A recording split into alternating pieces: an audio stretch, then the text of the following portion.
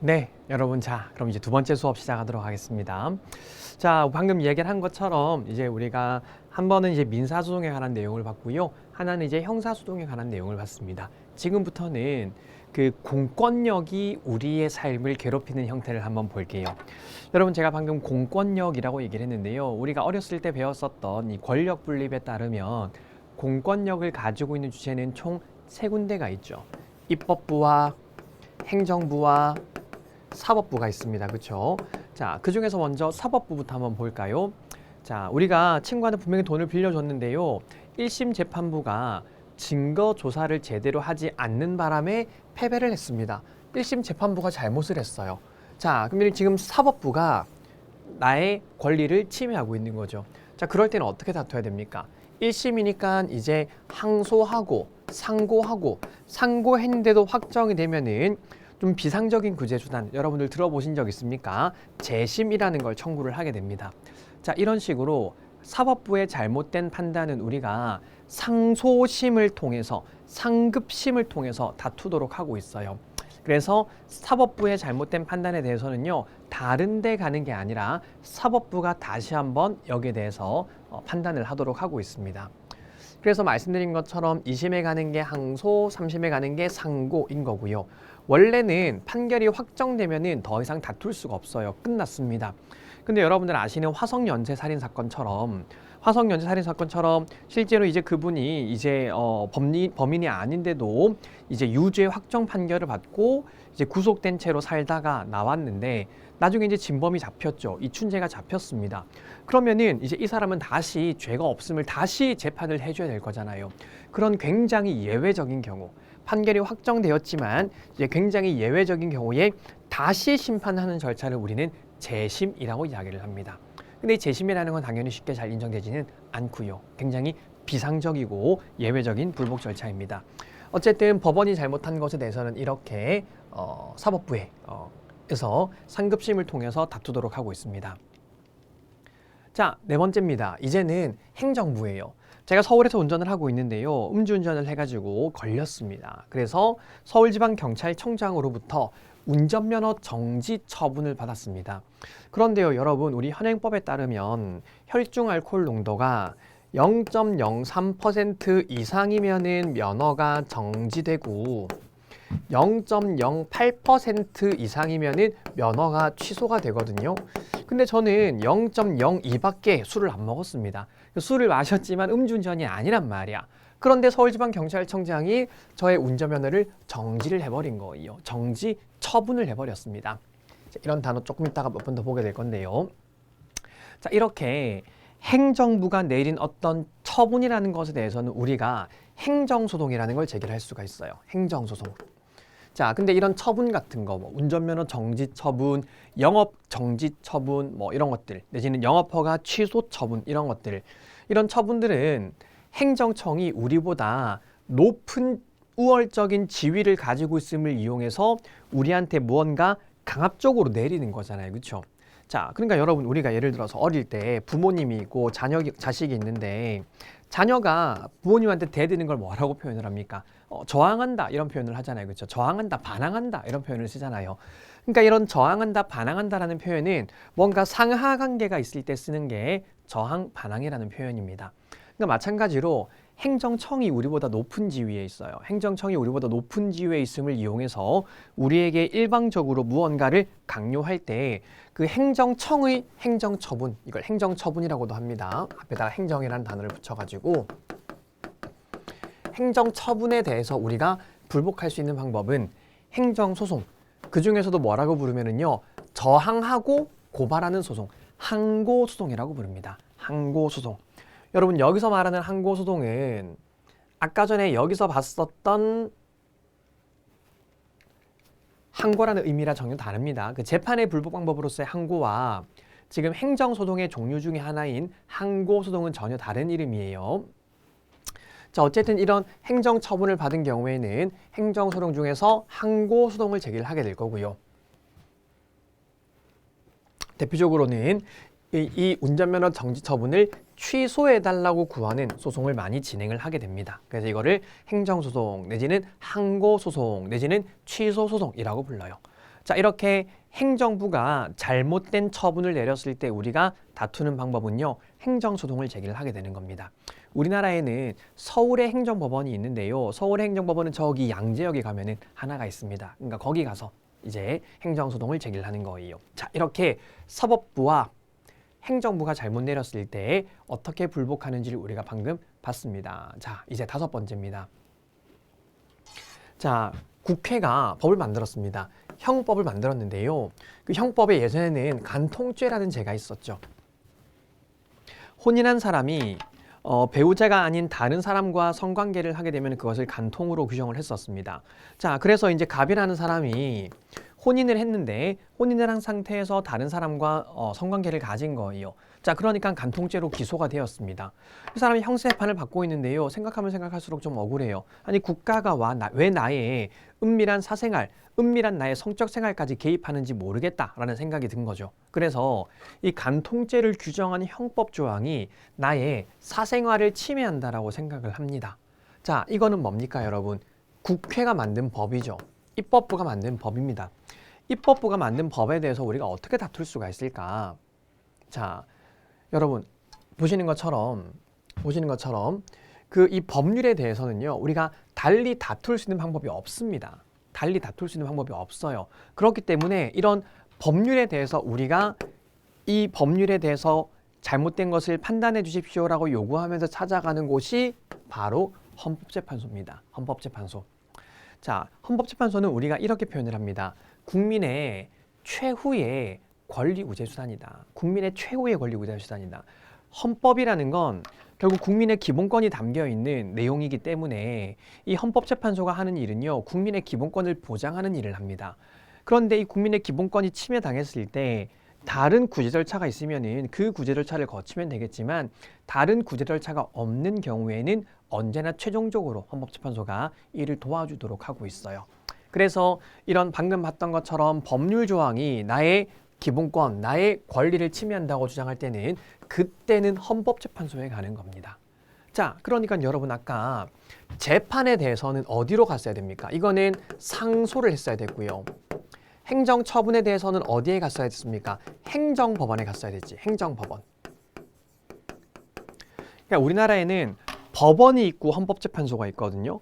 법원이 있고 헌법재판소가 있는데 요거 두 가지는 법원에 가는 거예요. 상소심 법원에 가거나 아니면 행정법원에 가거나. 그런데 여기 있는 이 법률에 대해서는 헌법재판소에 가야 되는 겁니다. 그러니까 얘들은요, 헌법재판소에 갈 수가 없어요. 왜냐하면 헌법재판소는 다른 다툴 방법이 있는 경우에는 판단을 안 해주거든요. 그래서 일반적으로 재판은 행정처분은 헌법재판소에 가져갈 수가 없고 보통 다른 다툴 길이 없는 법률을 헌법재판소에 가지고 와서 다투도록 하고 있습니다. 그래서 이제 법률을 다투는 방법은 헌법재판이다라는 걸 방금 봤고요. 자, 마지막 6번도 하나 볼까요? 자, 그래서 헌법재판소가 간통죄 위헌 결정을 내려줬습니다. 위헌 결정을 내려줬는데 갑이 이제 그 간통죄로 재판을 받고 있는데 무죄를 받을 거라고 생각을 했어요. 자, 그런데 알고 보니까 여기 재판장님이 간통죄를 정말 싫어하는 사람이야. 그래서 간통죄가 위헌 결정되어가지고 사실상 간통죄가 존재하지 않는데도 불구하고 그 위헌인 법률을 적용해가지고 저한테 유죄 확정 판결을 내려버린 겁니다. 그래가지고 제가 유죄 확정 판결 나고 나서 재심까지 청구했는데 하필이면 또 이 재심을 청구한 재판장님도 재심을 받은 재판장님도 간통을 너무 싫어하는 사람이어가지고 저의 재심을 기각을 해가지고 확정이 되었습니다. 자, 지금 재판을 받았는데요. 이 재판을 더 이상 상소심으로 다툴 수가 없게 되었어요. 그런데 이 재판은 위헌인 법률을 적용한 재판이기 때문에 지금 나의 기본권을 침해하고 있는 거죠. 자, 이럴 때도 우리가 법원의 재판 과정으로서는 더 이상 나를 구제할 수 있는 방법이 없기 때문에 예외적으로 헌법재판소에 갈 수가 있습니다.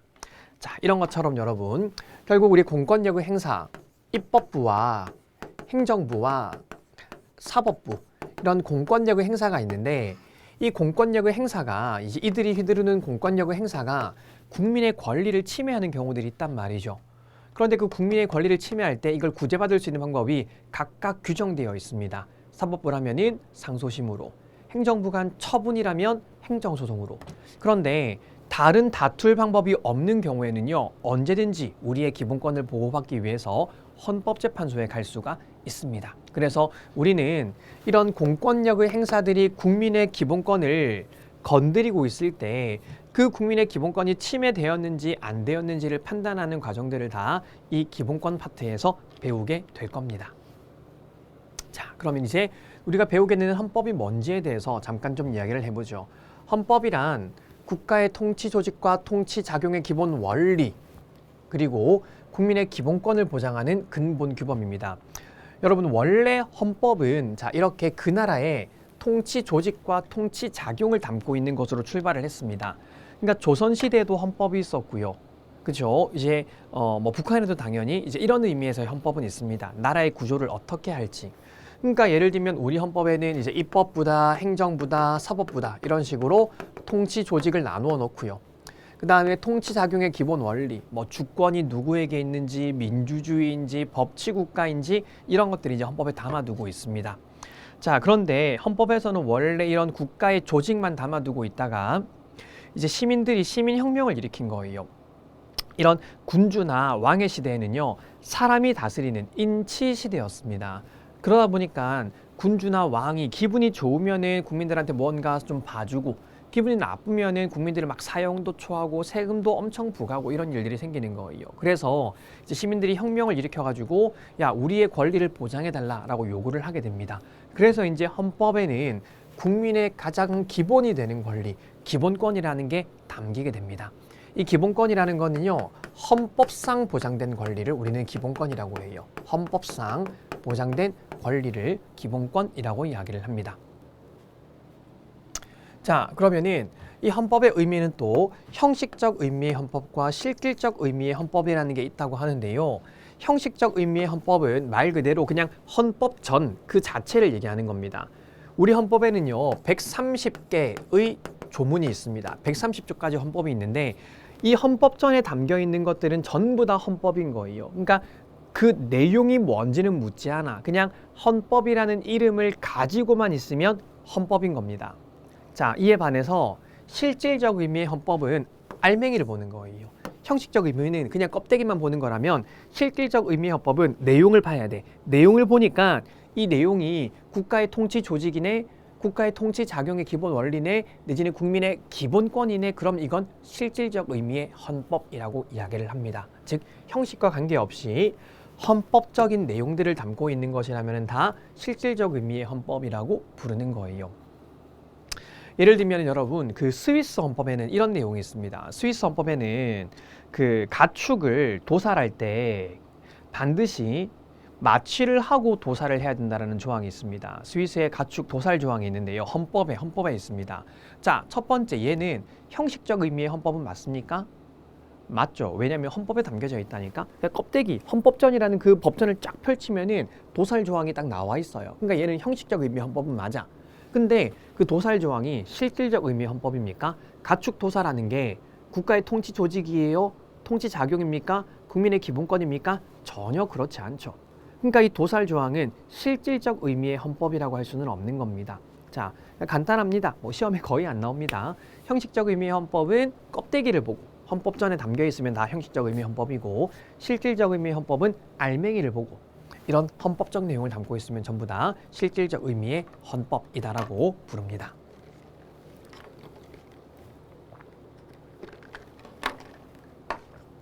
자, 그래서 이 헌법은 이제 우리가 그 나라에 따라서 이제 기본법이라고 부르기도 하거든요. 헌법은 그 나라의 최고법입니다. 모든 국가 작용은 헌법에 근거해서만 이루어져야 돼요. 예를 들면 우리나라 헌법에는 대통령은 5년이고 단임제다 라고 규정을 하고 있습니다. 그러면은 모든 대통령은 5년 단임제하고 물러나야 됩니다. 이거를 국회가 만든 법률로 4년 중임제 이런 걸 고칠 수가 없는 거예요. 왜?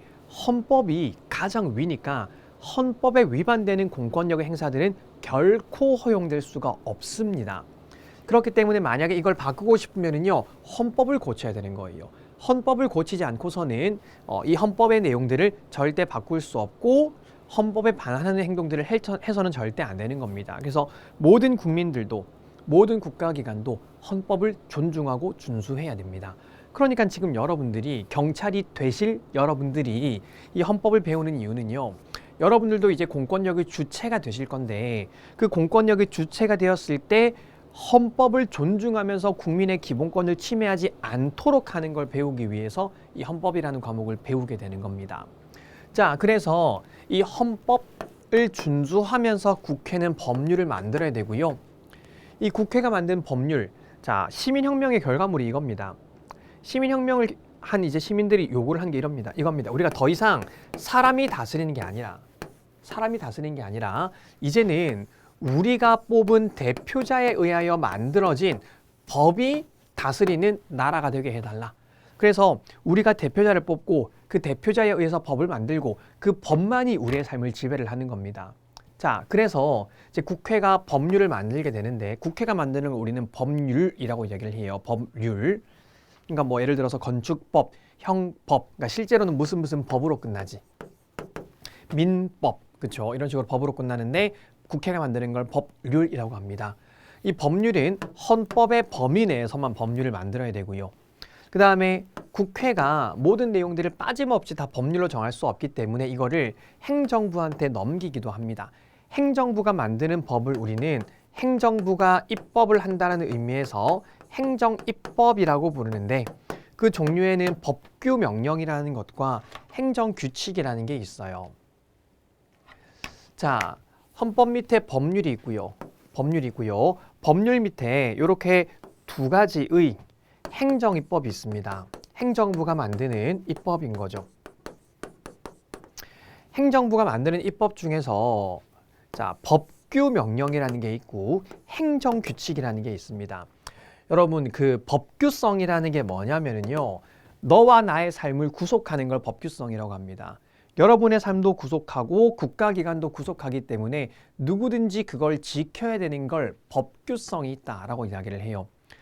여러분, 그 사람을 살해한 자는 징역에 처하도록 되어 있죠. 이거 여러분들 지켜야 됩니까? 안 지켜야 됩니까? 지켜야 되죠. 왜? 법률에 있으니까. 그러니까 이 법률은 법규성이 있기 때문입니다. 법규성이 있는 건 우리가 지켜야 돼요. 여러분, 0.03% 이상 음주를 하면은 면허를 정지할 수 있습니다. 그러면 0.02%로 운전한 사람한테는 행정청도 면허를 정지해서는 안 되죠. 왜? 법규성이 있으니까. 그러니까 이 국회가 만든 법규성이 있는 걸 법률이라고 하고요. 행정부가 만든 행정부가 한 입법이지만 법규성이 있는 걸 법규명령이라고 얘기를 합니다. 법규명령. 뭐 줄여서 그냥 명령이라고 하기도 해요. 자, 그럼 행정부가 만드는 것들 중에서 어떤 거에 법규성을 인정할 수 있냐면요.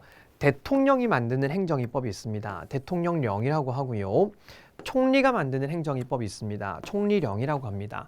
그 다음에 법무부 장관, 보건복지부 장관, 각 부 장관들이 만드는 명령이 있는데 그걸 부령이라고 얘기를 해요. 우리가 기본적으로 대통령령, 총리령, 부령은 법규 명령으로 보고 있습니다. 그리고 얘들은 실제 법에서는 이런 이름을 쓰지 않고 대통령령은 시행령이라고 되어 있고 총리령, 부령은 시행규칙이라고 되어 있어요. 예를 들면 국회가 만든 게 도로교통법이라고 되어 있고 그 다음에 이 도로교통법에서 세부적인 내용들을 전부 다 정하지는 못하니까 대통령한테 맡겨서 대통령이 도로교통법 시행령을 만들고요. 그리고 이제 이것들도 마찬가지로 또 이제 그 국토교통부에서 또 세부적인 내용들을 약간 정합니다. 국토교통부 장관이 정하는 거죠. 그걸 도로교통법 시행규칙이라고 불러요. 그러니까 우리는 법을 지킨다라고 할 때는요, 이 법률과 법규명령까지 다 지켜야 됩니다. 그래서 법률과 법규명령을 합쳐가지고 우리가 법령이라고 불러요. 법령이라고 부릅니다. 자, 그러면 이제 이렇게 행정입법은 법규명령과 행정규칙이 있는데 행정규칙은 뭐냐면 행정부 내부에서만 효력을 가지는 규칙을 얘기합니다. 쉽게 말하면 행정부 내부의 가훈 같은 거죠. 가훈 같은 거. 그러니까 우리 행정부에 소속되어 있지 않은 우리는 지킬 필요가 없는 거야. 행정규칙은 우리 삶에는 아무런 상관이 없습니다. 예를 들면 저희 집에서는요. 저희 집에서는 가훈이 있는데요. 이 가훈이 저녁 10시에는 10시 이후에는 아무것도 먹지 말자, 이제 이런 가훈이 있습니다. 근데 제가 오늘 강의를 마치고 집에 돌아가니까 10시 반이야. 너무 배가 고파. 그래서 라면을 하나 끓여 먹었어. 자, 그럼 저는 처벌받습니까? 제가 저녁 10시 반에 라면을 먹었다고 해가지고 여러분들이 저를 법적으로 비난할 수 있습니까? 그럴 수 없죠. 가훈이라는 건 물론 이제 내부적으로는 집안 내부에서는 지키면 좋겠지만 법적인 구속력은 없는 겁니다. 행정규칙이 그런 거예요. 행정규칙이라는 건 행정부 내부에서 행정부에 소속된 공무원들이 지켜야 될 약속들을 정한 걸 행정규칙이라고 이야기를 합니다. 그래서 이런 식으로 헌법이 가장 위에 있고요. 헌법 밑에 법률이 있고요. 법률 밑에 법규명령, 그리고 그 밑에는 행정규칙이라는 게 있습니다. 또 이것과 비교해서 여러분 법률 밑에 또 뭐가 있냐면은 지방자치단체가 만드는 것들이 있거든요. 예를 들면 서울시 같은 걸 우리가 지방자치단체라고 하는데 지방자치단체에서도 조례라는 걸 만듭니다. 조례. 이 조례라는 것도 그 지방자치단체, 지방의회가 만든 거기 때문에 법규성이 인정이 됩니다. 이것도 우리가 나중에 한번 보도록 할게요. 자, 그래서 보시다시피 우리가 원래는 입법부, 행정부, 사법부 이렇게 나눠져 있는데 행정부가 사실은 이제 행정 역할만 하는 게 아니라, 그러니까 원래는 이런 거지. 입법부가 법을 만들면 그 법을 집행하는 걸 행정부랑 사법부가 하는 거거든요. 입법부가 법을 만들면 그 법을 행정부와 사법부가 집행을 하는 겁니다. 그러니까 그 집행의 방법이 행정처분이고 그 집행의 방법이 재판인 건데 행정부가요, 행정처분만 하는 것이 아니라 입법부의 어떤 역할을 넘겨와가지고 행정입법을 하기도 하고요. 또 그런 게 있습니다, 여러분. 만약에 여러분들이 이제 공무원이 되면은 여러분들 절대 그럴 일이 없겠지만 공무원이 되어가지고 이제 징계를 받는 일들이 있을 수가 있겠죠. 그럼 이 징계 처분을 받았을 때 우리가 곧바로 사법부, 법원에 갈 수도 있겠지만 이거를 더 위에 있는 행정부한테 한번 심판을 받아보는 거예요. 위에 있는 행정부한테 가가지고 한번 판단을 받아보는 겁니다. 그런 것들을 우리가 행정심판이라고 부르는데, 자, 그러니까 여러분 심판이라는 건 법원에서 하는 게 아닙니다. 법원에서 하는 게 아니라 행정부에서 하는 걸 심판이라고 불러요. 그러니까 우리 국무총리, 대통령 국무총리 밑에 기관 중에서 그 국민권익위원회라는 곳이 있습니다. 그 국민권익위원회에 소속된 위원회 중에 행정심판위원회라는 곳이 있거든요. 그러니까 이 행정심판위원회는 행정청들이 내린 처분이 제대로 됐는지 안 됐는지를 법원에 가기 전에 다시 한번 심사하는 기관이에요. 그러니까 마치 사법작용은 아니지만 사법작용과 비슷한 사법작용에 준하는 작용들을 하는 곳이 행정심판이라는 곳입니다. 그래서 지금은 행정심판이라고 하기도 하고요. 내지는 아까 말씀드린 공무원에 대한 징계는 행정심판위원회라는 이름 대신에 소청심사위원회라는 이름을 쓰고도 있어요. 자, 이렇게 행정부는 원래 행정작용만 해야 되지만 입법 비슷한 작용, 사법 비슷한 작용들을 하기도 합니다. 이런 것들도 함께 기억을 해 놓으시고요.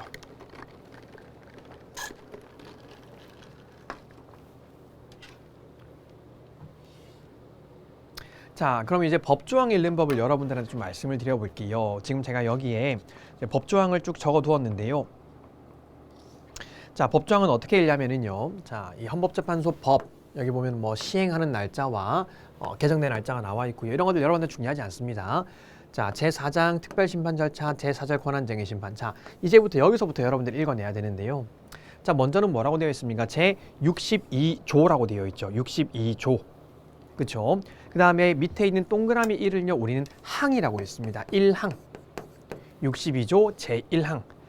그 다음에 아라비아 숫자는 호라고 있습니다. 62조 제1항 제2호. 그리고 그 밑에 있는 가나라고 되어 있는 건 목이라고 있습니다. 62조 제1항 제2호 가목, 이렇게 읽어요. 그러니까 법률 조항은 항상 이런 순서로 쓰입니다. 조 밑에 항이 있고, 항 밑에 호가 있고, 호 밑에 목이 있고요. 그 다음에 반가로 1 이런 것들도 나오기도 하는데 얘들은 그냥 그대로 읽으면 되는 거예요. 그래서 기본적으로 제1항, 제2호, 제가목 이렇게 읽는다라는 걸 좀 기억을 하시죠. 자, 그럼 헌법이 어떻게 생겼는지를 한번 봅시다. 헌법은요, 이렇게 총 10장으로 구성되어 있습니다. 10장 130조로 구성이 되어 있어요. 제일 앞에는 제1장에 헌법의 총강이라고 되어 있고요. 1조부터 9조까지 9개의 조문이 있습니다. 여기는요, 일단 여러분들이 이제 우리 일단 국가의 형태가 나와 있습니다. 대한민국은 민주공화국이다. 이런 형태 나와 있고, 여러분들이 어렸을 때 배웠었던 국가의 3요소가 나와 있어요. 주권, 국민, 영토. 그러니까 주권은 국민에게 있다. 그 다음에 국민이 되는 요건은 어떻게 하겠다? 영토는 한반도와 부속도서로 하겠다. 그런 내용들이 담겨져 있고요. 그 다음에 우리나라는 평화 통일을 지향한다. 이런 표현들도 쓰고 있고, 그 다음에 정당에 대한 이야기라든지 아니면은 여러분들 공무원 제도라든지 아니면은 문화 국가 원리라든지 이런 내용들도 이제 1장 총강에 담고 있습니다. 그래서 가장 헌법의 기본이 되는 내용들을 담고 있고요. 자, 제2장에 보시면은 국민의 권리와 의무라고 되어 있습니다. 여기가 지금 10조부터 39조까지라고 되어 있는데요. 사실 의무가 38조, 39조 요거 두 가지고 나머지 10조부터 37조까지는 권리를 담고 있습니다. 헌법에서 권리를 담고 있네요. 이걸 뭐라고 한다고 했습니까? 그렇죠. 이거를 기본권이라고 불러요. 헌법이 담고 있는 권리를 기본권이라고 부릅니다. 그래서 이제 우리 시험에 사실 상당 부분을 차지하는 부분이죠. 이 국민의 권리, 기본권 부분을 이제 여기서 배우게 됩니다. 조문이 많지는 않죠. 조문은 꼴랑 10조에서 37조 28개밖에 없습니다. 28개밖에 없는데, 자, 이거 여기서 파생된 수많은 내용들이 있기 때문에 그런 것들을 잘 학습을 하실 거고요. 특히 여기 보시면은요, 12조와 13조에 보면은 신체의 자유와 관련되는 조문들이 있습니다. 신체의 자유, 영장주의라든지 적법 절차 원칙, 내지는 연좌제 금지 원칙, 이런 것들, 무죄 추정의 원칙, 이런 것들이 나오거든요. 자, 그러니까 여러분 여기 있는 12조, 13조에 있는 내용들은 우리 경찰이 될 여러분들의 입장에서도 굉장히 관련성이 있는 조문인 거죠. 그래서 얘는 꼭 꼼꼼하게 잘 봐 놓으셔야 됩니다. 조문 그 자체가 많이 출제가 되기도 합니다. 자, 이렇게 이제 기본권을 배우고 나면은요, 우리 헌법은 그리고 나서 그 권력 분립에 따라서 입법부, 행정부, 사법부에 대한 내용을 담고 있습니다. 입법부 제3장 행정부, 그쵸? 그 다음에 사법부. 사법부는 두 군데가 있죠. 법원과 헌법재판소 이렇게 담고 있습니다. 그리고 이제 헌법에서 봤을 때 중요하다고 생각하는 것들을 추가로 담아뒀는데요. 우리나라는 독재의 아픈 역사가 있죠. 그래서 선거 관리에 관해서 114, 115, 116 꼴랑 3개 조문 넣어놨고요. 그러니까 이 부분은 나중에 우리가 선거 제도와도 관련되는 겁니다. 제8장에는요, 지방자치라는 걸 담고 있네요. 꼴랑 조문 2개밖에 없습니다. 이런 건 나중에 배우겠지만 지방자치 제도에 대해서는 기본적으로 조문이 몇 개 없기 때문에 입법자가 좀 법을 만들어서 이제 구성을 해야 되겠지만 지방자치제도 자체를 없애지는 말라는 의미로 담아둔 거예요. 이게 만약에 없으면은 지방자치제도를 없애도 완전히 강력한 중앙집 권한을 시켜도 아무 문제가 없는 거잖아. 근데 헌법에 지방자치가 있기 때문에 지방자치를 아예 없애지는 말라는 의미인 거죠. 그런 의미에서 제8장에 지방자치가 들어가 있고요. 자, 제9장에는 경제가 들어가 있습니다. 경제는 우리나라는 당연히 자유시장 경제질서를 원칙으로 하면서 사회시장적 경제질서의 요소를 가미해 놓고 있습니다. 그런 경제에 관한 내용들이 담겨져 있고, 마지막으로는 헌법 개정의 절차. 꼴랑 조문이 3개가 있죠. 어떤 절차를 통해서 헌법이 개정될지를 여기에서 담고 있습니다. 그래서 여러분 조문으로 봤을 때 우리의 수험 범위는 제1장 총강, 제2장 국민의 권리와 의무, 그 다음에 3장, 4장, 5장, 6장은 시험이랑은 상관이 없고요. 7장의 선거관리는 선거제도랑 조금 연결이 되고, 8장 지방자치제도, 9장의 우리나라의 경제의 모습, 마지막으로 10장 헌법 개정입니다. 그러니까 말하자면 3, 4, 5, 6 빼고는 우리 수험 범위에 다 들어간다라고 보시면 되겠죠. 자, 그러면은 학술적으로는 이거를 어떻게 나누는지를 봅시다. 여러분들 나눠드린 자료에 있는 것처럼 학술적으로는 헌법은 총 4가지로 나눕니다. 헌법총론, 그 다음에 기본권론, 그 다음에 통치구조론과 헌법재판론. 사실 이제 이 헌법재판론도 통치구조에 포함은 됩니다. 포함은 되는데, 자, 그래서 이제 헌법 총론이라는 건 우리가 법학을 할 때 총론과 강론이라는 게 있는데요. 총론이라는 건 말 그대로 이제 모든 범위에 보편 타당하게 적용되는 이론들을 총론이라고 하고요. 그리고 개별적인 각각의 이론들을 강론이라고 얘기를 합니다. 그러니까 여기서 말하는 헌법 총론이라는 건 헌법에 전반적으로 적용되는 이야기들, 이런 것들을 얘기를 하는 거겠죠. 자, 헌법 총론에서는 헌법을 어떻게 해석하고 어떻게 만들고 어떻게 개정하고 헌법이 어떻게 자연스럽게 변하고 헌법을 어떻게 지킬 건지 이런 내용들을 볼 겁니다. 특히 그 중에서 헌법 개정에서 이제 조금 암기해야 될 내용들이 아주 조금 있는데 이건 제가 나름대로 암기법을 또 다 말씀을 드릴 겁니다. 헌법의 해석도 굉장히 간단한 내용이고요. 자, 그리고 나면은 이제 헌법의 기본 원리라는 게 나옵니다. 헌법의 기본 원리. 뭐 국민주권, 민주주의, 법치국가, 사회국가, 문화국가 이런 식으로 헌법의 기본 원리가 나오는데 이제 그 중에서 법치국가 원리, 법이 다스리는 국가 이런 것들이 이제 중요한 원리 중에 하나이겠죠. 자, 그리고 나서는 이제 기본권론이 나옵니다. 기본권론 안에도 또 기본권에 관한 총론이 있고 기본권에 관한 강론이 있습니다. 기본권 총론은 과연 누가 기본권이라는 걸 누릴 수 있겠는가? 우리는 어디까지 기본권을 주장할 수 있겠는가? 국가는 국민의 기본권을 어떻게 보호할 것인가? 한 사람에게 여러 가지 기본권이 문제가 되었을 때 그 여러 기본권들을 어떻게 해결을 할 것인가? 담배를 피는 사람과 담배를 피지 않는 사람의 이 기본권이 충돌할 때 어떻게 문제를 해결할 것인가? 국가가 국민의 기본권을 얼만큼 제한할 수 있고 다만 지켜야 되는 한계는 무엇인가? 이제 이런 것들을 배우게 될 거고요. 기본권 강론에서는 총 4가지의 기본권과 국민의 의무를 보게 될 건데요. 첫 번째, 이제 가장 대표적이고 중요한 기본권이 자유권적 기본권입니다. 자유권적 기본권은 이름 그대로 국민의 자유에 관한 내용들이에요. 뭡니까? 가만히 냅두라는 거야. 제가 지금 자유롭게 막 이렇게 하고 있는데 여러분이 저를 건드리는 게 저의 자유를 제한을 하는 거죠. 저를 가만히 냅두면은 저는 자유롭게 움직일 수가 있는 겁니다. 그러니까 이 자유권적 기본권은요. 국가한테 나 좀 가만히 내비둬. 나 알아서 할게. 가만히 내비둬 하는 말하자면 방어권이라고도 불러요. 그러니까 국민의 자유 굉장히 중요한 권리인 거죠. 그래서 첫 번째 자유권적 기본권들을 많이 볼 겁니다. 신체의 자유, 사생활의 자유, 표현의 자유, 직업의 자유 이런 자유들을 보게 될 거고요. 두 번째는 정치적 기본권, 이제 선거에 참여할 수 있는 그리고 여러분들이 열심히 공부해서 실제로 공직을 담당할 수 있는 이런 정치적 기본권들을 배울 거고요. 세 번째는 국가한테 무언가를 절차를 청구하는 그러니까 우리가 뭔가 의견이 있으면은 청원도 할 수 있어야 되고요. 내가 어떤 침해를 당했을 때 재판도 청구할 수 있어야 되고요. 국가에 의해서 손해를 입었으면 국가한테 배상도 청구를 하고 내가 감옥에 가 있었는데 실제로 나중에 무죄를 받게 되면은 국가한테 보상도 청구하고 그다음에 내가 범죄 피해를 당했는데 그 피해를 온전히 구제받지 못했을 때 국가에게 나 피해자인데 좀 도와주세요라고 청구하고 이런 형태의 청구권적 기본권이 있습니다. 그다음에 네 번째는 사회적 기본권이라는 게 있는데요. 이거는 이제 국가한테 나를 좀 먹고 살 수 있도록 도와달라고 배려를 요구하는 겁니다. 배려 요구. 내지는 급부를 요구하는 거예요. 급부 요구. 이런 것들이 사회적 기본권입니다. 그러니까 예를 들어 내가 최저 생활도 못하고 있어. 그럼 국가한테 좀 최저 생계비를 주세요라고 하는 거죠. 자, 그러니까 여러분 1번과 4번은요. 말하자면 서로 전혀 반대편에 있지. 1번은 가만 내비둬 라는 거고 4번은 나 좀 내비두지 말고 내 삶에 와서 좀 나를 좀 도와줘 라고 욕을 하는 겁니다. 그래서 자유권과 사회권은 이렇게 좀 극단적으로 차이가 있고요.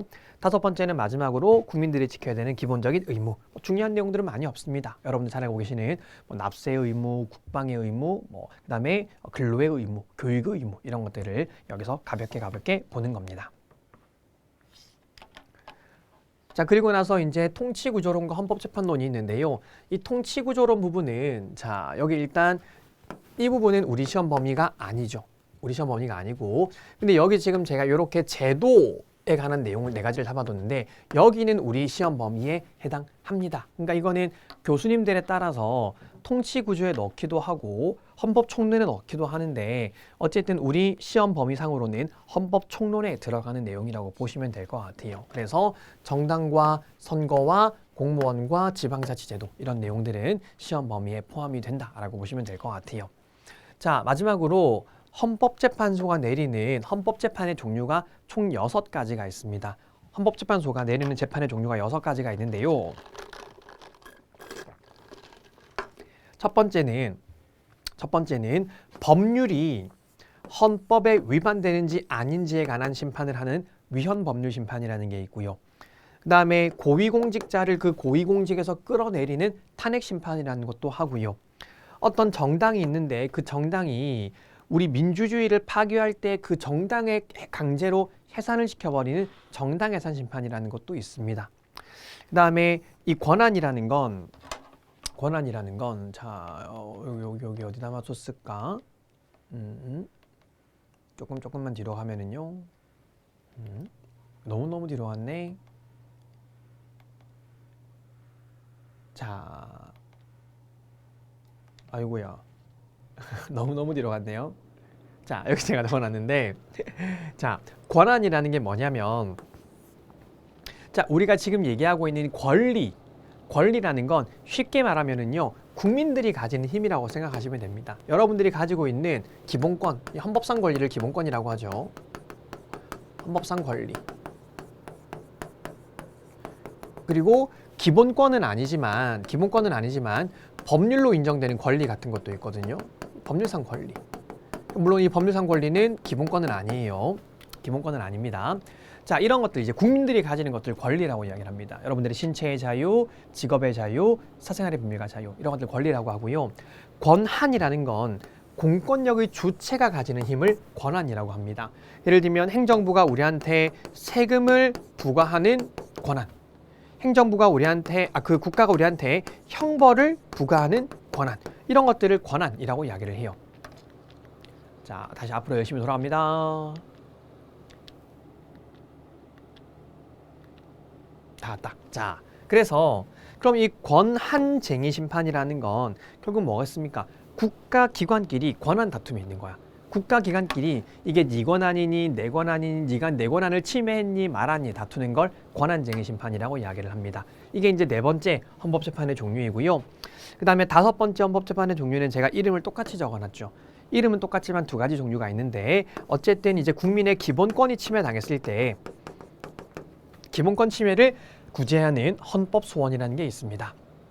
자, 그래서 여기서 여러분 일단 헌법재판소는 우리 시험 범위가 아니에요. 우리 시험 범위가 아닌데 제가 몇 가지만 좀 다시 말씀을 드리면은요. 그냥 앞으로 여러분들이 헌법을 이해하는 데 좀 도움이 될 겁니다. 지금 너무 짧은 시간 안에 헌법재판 간단하게 설명드릴 거여가지고 어렵기는 할 텐데요. 이걸 잠깐 이해해 놓으면 도움이 될 겁니다. 자, 먼저 탄핵 심판은 우리 안 배워요. 탄핵 심판은 우리 안 배우고요.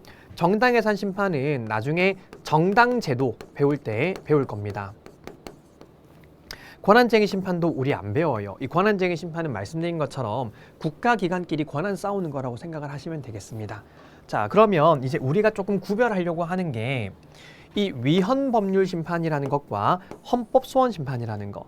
결국 이제 국민들이 뭔가 나의 권리가 침해당했을 때 다툴 수 있는 방법이 이 위헌법률 심판과 헌법소원 심판이라는 게 있습니다. 자, 그래서 어떤 그 차이가 있는지 한번 보겠습니다. 그러니까 이거는 지금 이제 구체적으로 적어 놓은 거고요. 여러분들 한번 그냥 나중에 읽어보시면 될 것 같고. 자, 먼저는 이제 위헌법률 심판이라는 걸 얘기를 해볼게요. 위헌법률 심판이라는 게 뭐냐면, 자, 법률이 헌법에 위반되는지 여부를 판단하는 거죠. 이렇게 얘기를 하고 있네요. 법률이 헌법에 위반되는지 여부가 이런 표현, 재판의 전제가 된 경우에, 자, 우리 지금 보고 있는 헌법재판 부분은 여러분들 시험에 절대 안 나옵니다. 근데 이제 어떤 경우에 이 사람들이 이거 잘못된 것 같아 라고 헌법재판소에 갈 수 있는지를 좀 우리가 그래도 이해를 해보려고 하는 거예요.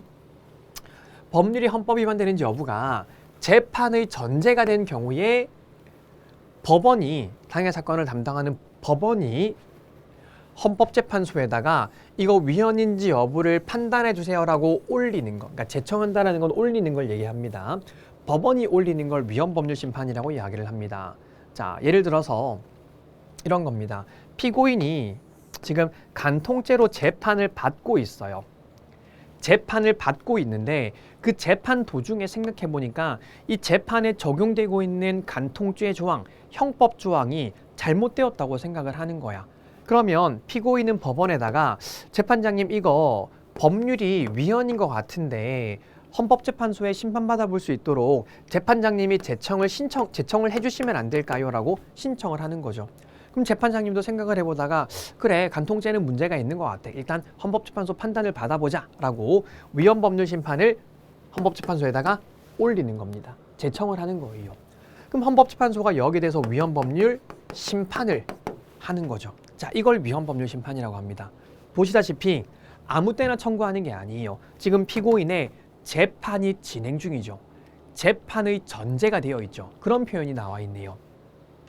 법률이 헌법 위반되는지 여부가 재판의 전제가 된 경우에 법원이 직접 하거나 당사자의 신청을 받아가지고 헌법재판소에 제청하는 것, 이걸 위헌법률 심판이라고 얘기를 합니다. 그러니까 여기서 만약에 헌법재판소가 위헌 결정을 내려주면은 당연히 이제 법원이 그 위헌 결정을 존중해가지고 피고인에게 무죄를 선고를 하게 되겠죠. 자, 이런 식으로 재판이 진행 중일 때 그 재판의 근거가 되는, 재판에 적용이 되는, 재판의 전제가 되는 법률을 다투는 방법이 위헌 법률 심판이라는 거고요. 자, 그런데 그런 경우가 있을 수가 있습니다. 피고인이 재판장님 이거 재청 신청 좀 해주시죠. 재청 좀 해주시죠라고 신청했는데 재판장님이 야, 너 지금 일부러 시간 끌려고 그러는 거지. 야, 꿈도 꾸지 마. 재청 신청을 기각을 해버리는 거예요. 재청 신청을 기각을 해버린 겁니다. 자, 그러면은 저는 이 간통죄가 위헌인지 아닌지 대해서 판단도 못 받게 생겼죠.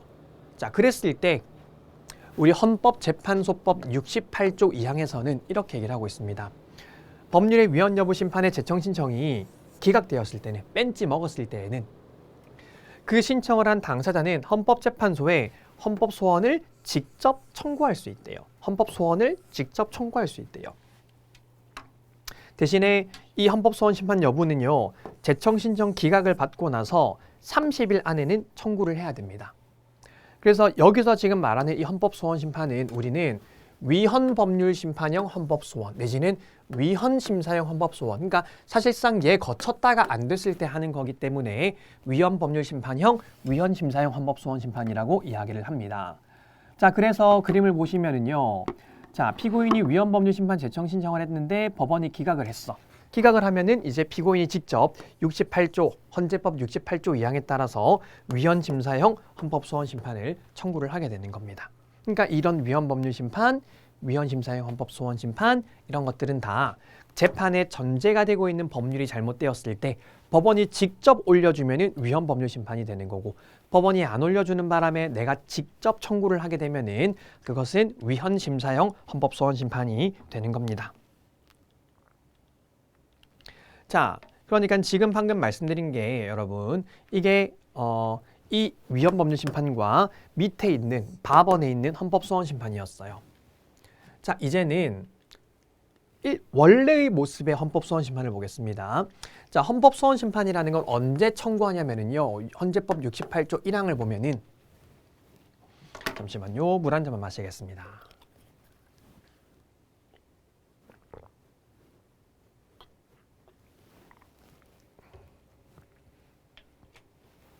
헌법재판소법 68조 1항을 보시면은요, 공권력의 행사 또는 불행사가 나의 헌법상 보장된 기본권을 침해하고 있는 경우에, 나의 헌법상 보장된 기본권을 침해하고 있는 경우에는 헌법재판소에 헌법소원 심판을 청구할 수 있대요. 자, 그러니까 이런 것들 우리는 기본권을 구제하기 위한, 권리를 구제하기 위한 헌법소원 심판이다라고 부르는데, 말 그대로 이제 이 공권력이 나의 기본권을 침해하는 경우에 헌법재판소에 헌법소원을 구하는 거죠. 그런데 이 헌법소원 심판은요, 그 사유가 있음을 안 날부터 90일, 사유가 있는 날부터는 1년 이내에 청구해야 됩니다. 둘 다 준수를 해야 됩니다. 자, 그럼 제가 예를 한번 들어볼게요. 자, 만약에 2003년 3월 31일에 시행된 의료법에서 이렇게 규정을 하고 있습니다. 46조 3항에서요, 누구든지 의료 광고를 해서는 안 된다. 누구든지 의료 광고를 해서는 안 된다. 69조에서요, 이것을 위반한 사람은 벌금에 처한다라고 하고 있습니다. 자, 갑이라는 사람이요. 2005년 1월 1일에 의사로 개업을 했습니다. 근데 의사로 개업을 하자마자 의료 광고가 금지가 된다는 걸 알게 된 겁니다. 의료 광고가 금지가 된대요. 나는 의사로 의료 광고를 좀 해야 이제 내가 이 사람 손님들한테 나를 좀 홍보할 수 있을 것 같은데 의료 광고가 일체가 금지되고 있으니까 헌법에서 보장하고 있는 나의 직업의 자유와 나의 표현의 자유가 이제 침해당하고 있다고 생각을 하는 겁니다. 자, 뭘 제기해야 되겠습니까? 자, 크게는 위헌법률 심판과 아까 말씀드렸던 68조 2항 위헌심사형 헌법소원은 사실 똑같은 거니까 요거와 그 다음에 권리구제형 헌법소원 심판, 이건 그냥 헌법소원이라고 할게요. 권리구제형 헌법소원 심판이 있는데 위헌법률 심판은 아까 언제만 제기할 수 있었습니까? 재판의 전제가 된 경우에. 그쵸? 만약에 제가 이걸 광고해가지고 위반해서 벌금을 받는 재판을 받고 있으면 그 재판 과정에서는 위헌법률 심판을 할 수가 있었어. 근데 지금은 제가 개업만 했을 뿐이잖아요. 아직까지 법률을 위반하기 전이잖아요. 그쵸? 그러면은 68조 1항 권리구제형 헌법소원 심판을 청구할 수가 있는 겁니다. 다만 아까 봤던 것처럼 날짜가 정해져 있었잖아요. 그 사유가 있으면 안날부터 90일 안에. 그렇죠? 그래서 아직 제가 법을 위반하기 전이라면은 이 만들어져 있는 법률 조항 때문에 내가 지금 의료 광고를 못하게 되는 권리 제한이 발생했지. 그렇죠? 법 자체에서 나의 권리를 제한하거나 의무를 부과하고 있잖아요. 그러면 국회가 만든 이 법률, 공권력의 행사가 나의 기본권을 지금 제한을 하고 있잖아. 나의 직업의 자유, 표현의 자유를 제한을 하고 있잖아요. 그런 경우에는 68조 1항 헌법소원 심판을 청구를 할 수가 있습니다. 자, 그럼 또 다른 한편, 만약에 갑이 실제로 광고를 하면 안 되는데 광고를 하는 바람에 형사 재판을 받고 있어요. 그러면은 방금 봤던 것처럼 뭘 할 수 있는 겁니까? 그렇죠. 그때는 위헌법률 심판 또는 68조 2항 위헌심사형 헌법소원 심판을 청구를 할 수 있게 되는 겁니다. 그래서 실제로 이제 국민들이 권리를 구제받는 헌법재판소에 가는 방법이 재판의 전제가 안 되어 있다면 권리구제형 헌법소원 심판이라는 걸 청구를 하게 되고 재판의 전제가 되어 있다면 위헌법률 심판 내지는 위헌심사형 헌법소원이라는 걸 제기를 하게 됩니다. 자, 그래서 공통점과 차이점을 보면은요. 위헌법률 심판은 대상이 법률만 대상이 되고 이 법률이 헌법에 위반된다라는 주장을 해야 되고 중요한 특징은 재판을 전제로 한다라는 게 특징이고요. 68조 1항 권리구제형 헌법소원은 공권력의 행사이기면 전부 대상이 될 수가 있습니다. 다시 말하면 위헌법률 심판은 법률만 대상이 되었잖아요. 그런데 68조 1항은요. 입법부든 사법부든 행정부든 공권력의 행사이기만 하면 전부 다툴 수가 있습니다. 물론 아까 말씀드린 것처럼 다른 구제 절차가 있으면은 다 거친 후에만 청구를 할 수 있을 뿐이에요. 그래서 다른 구제 절차가 있으면은 그 구제 절차를 거쳐야 되고 그 구제 절차가 없으면 이제 권리구제형 헌법소원 청구할 수가 있고요. 그리고 이때의 주장은 나의 기본권이 침해당했다라는 주장을 하는 거고 특징은 재판을 전제로 하지 않는다라는 겁니다. 여러분 우리가 법원에다가 소송을 제기하면은요 모든 사건에는 사건 번호라는 게 붙습니다. 보통 이제 민사소송은요 1심, 2심, 3심에 가나다라는 사건 번호가 붙고 형사는 고노도, 행정은 구누두라는 사건 번호가 붙습니다. 여러분들이 이제 형사법에서 배우시는 판례는 다 형사법의 대법원 판례들이거든요. 사건 번호를 붙이는 방식은 이렇습니다. 만약에 2022년에 제기된 사건이다 라고 하면은 2022도라고 되고요. 그 뒤에는 몇 번째 제기된 사건인지 붙어요. 2022년에 제기된 첫 번째 형사 대법원 사건이면 2022도 1. 2022년에 제기된 만 70번째 형사사건이면은 2022도 만 70. 이런 식으로 사건 번호가 붙습니다. 우리 헌법도 마찬가지예요. 헌법재판소는요. 이런 가나다, 고노도, 군도 대신에 이런 식으로 헌가, 헌나, 헌다, 헌라, 헌마, 헌바 이런 사건 번호가 붙습니다. 예를 들면 우리 박근혜 대통령 탄핵 사건은요 2016년에 제기되었거든요. 그럼 박근혜 대통령 탄핵 사건 번호가 어떻게 될 것 같습니까? 2016년에 제기된 헌나 사건에 2016년에 탄핵 몇 번 있었습니까? 한 번 있었죠. 2016 헌나 1 이렇게 되는 거예요. 그런데 우리 수험적으로는 아마 여러분들이 많이 보게 될 판례 번호는 이렇게입니다. 헌가, 헌마, 헌바. 이 헌마 사건이 68조 1항 권리구제형 헌법소원심판이었었고, 헌바 사건이 68조 2항 위헌심사형 헌법소원심판 사건, 실질적으로 헌가랑 똑같은 사건이라고 제가 말씀드렸던 이제 그 사건입니다. 자, 되셨습니까? 자, 그래서 이제 이런 사건 번호를 보면서 여러분들 함께 정리를 하시면 될 것 같습니다. 자, 그러면 이제 전반적으로 제가 여러분들과 함께 이제 우리가 법학을 하면서, 특히 헌법을 하면서 배워야 되는 중요한 개념들과 중요한 내용들을 좀 설명을 드렸습니다. 이제부터는 한번 교재를 보면서 가볍게 한번 정리를 해볼게요. 잠깐 쉬었다가 3교시에서 뵙겠습니다.